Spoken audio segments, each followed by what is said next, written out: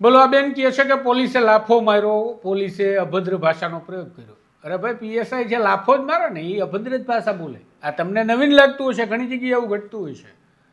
કારણ જાણીને તમને વિચાર આવશે કે ખરેખર આ પોલીસની કાર્યવાહી અને પોલીસની જે નીતિ રીતિ થઈ રહી છે એ જોખમી છે નહીં ગુજરાત માટે. ઘટના છે કચ્છની, અને જે મહિલા લાફો મારી રહ્યા છે એ પીએસઆઈ બીડી શ્રીમાળી છે તેવો આક્ષેપ છે. અને જે મહિલાને લાફો પડ્યો છે એ મહિલા અંકિતા ગોર છે. શા માટે આ ઘટનાક્રમ થયો વિગતે વાત કરીએ. નમસ્કાર, હું છું આપની સાથે તુષાર બસિયા અને આપ જોઈ રહ્યા છો સ્વમાન.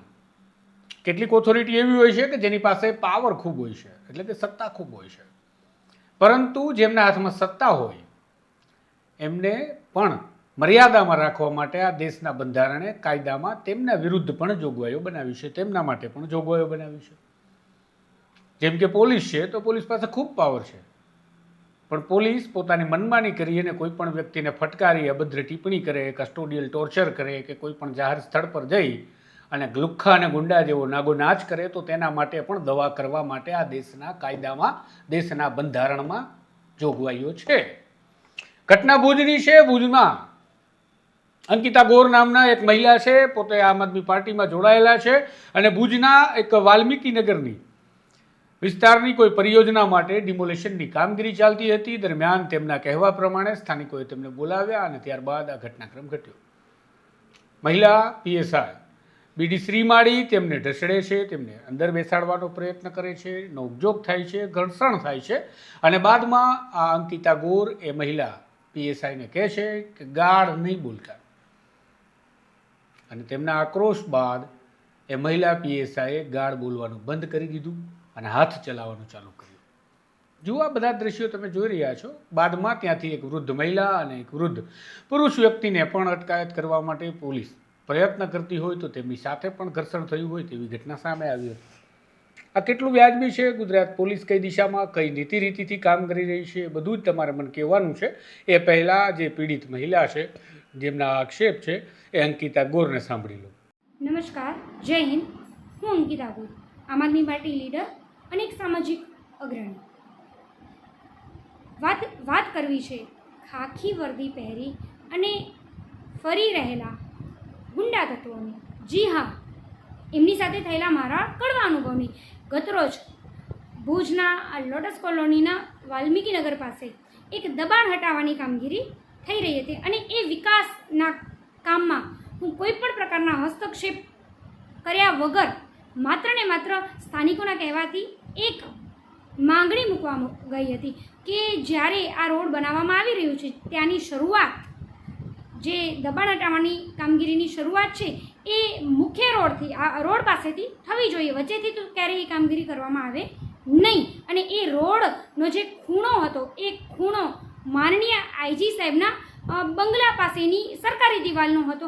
તો વાત એટલી જ મૂકી હતી, માંગણી એટલી જ મૂકી હતી કે એમને પણ તમે નોટિસ પાઠવી છે તો તમે રોડની શરૂઆતથી જ આ દબાણ હટાવવાની કામગીરી કરો, તોડવાની. અને જેમાં સ્થાનિકોએ પણ સાથ સપોર્ટ કરેલું હતું, એમણે પણ પોતાના મકાનો ખાલી કરી આપેલા હતા. તો એ કામગીરી માટે જ્યારે હું ગઈ ત્યારે જે પોલીસ તંત્ર છે અને જે તંત્ર છે, સરકારી તંત્ર છે, આ 4 કલાક સુધી આ બધી વાત ચાલી. પરંતુ કેવું છે કે જ્યારે આ લોકો ડરે છે ત્યારે આ લોકો પોલીસને આગળ ધરે છે અને પોલીસે એ જ કર્યું, કિન્નાખોરી રાખી અને પોલીસે ત્યાંથી મને, ખાસ કરીને મને ખેંચી અને એમના જે પોલીસના પીએસઆઈ બેન હતા, ખેંચી અને બે બીજા કોન્સ્ટેબલો સાથે મને